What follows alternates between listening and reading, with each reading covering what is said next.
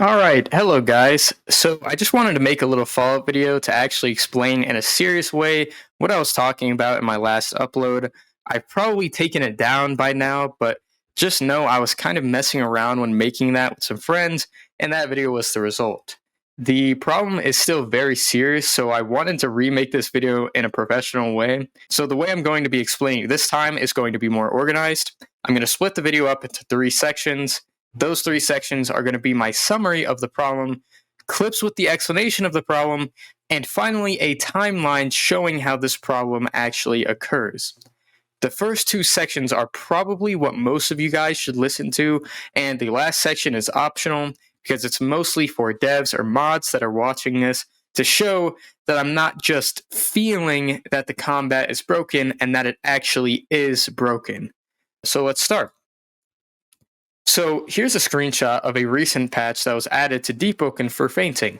The patch note reads, fixed an issue where held M2 feints didn't have the delay before you can attack that clicked M2 feints did.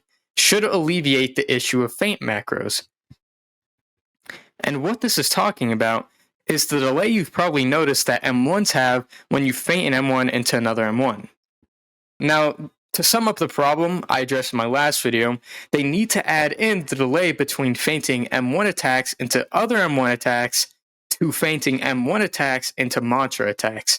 Because if you feint M1 attacks into mantra attacks, you can feint in a way that confirms hits.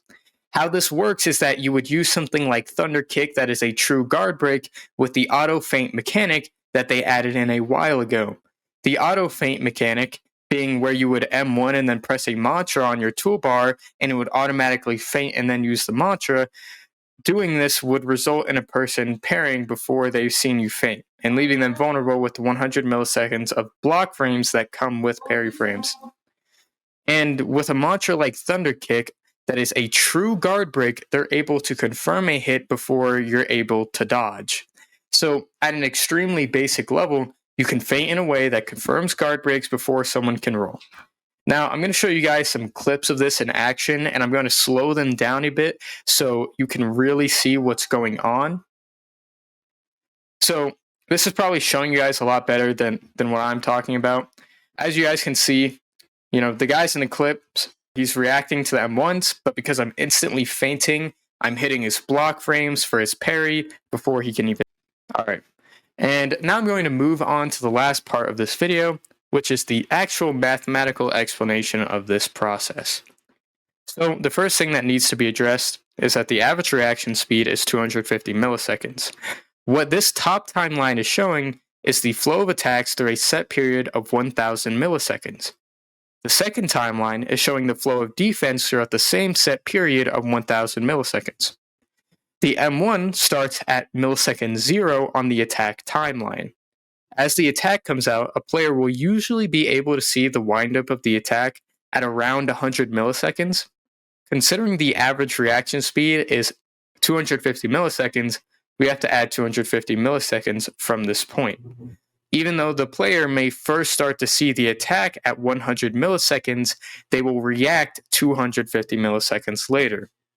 Which brings us to them pressing F and releasing their parry at 350 milliseconds on the defense timeline. We know that a parry in its entirety takes 400 milliseconds. 100 of those 400 milliseconds are block frames at the end. Keep that in mind for later.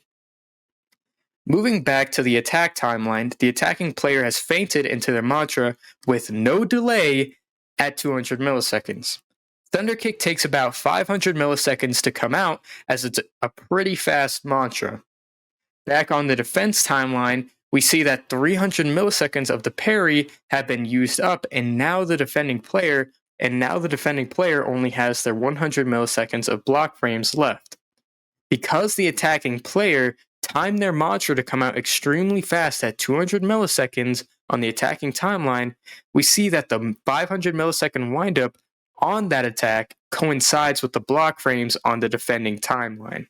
So yeah, pretty much what I think this is the result of is that, when you see the weapon come out at around 100 milliseconds, give or take, when you press F, you are locked into that.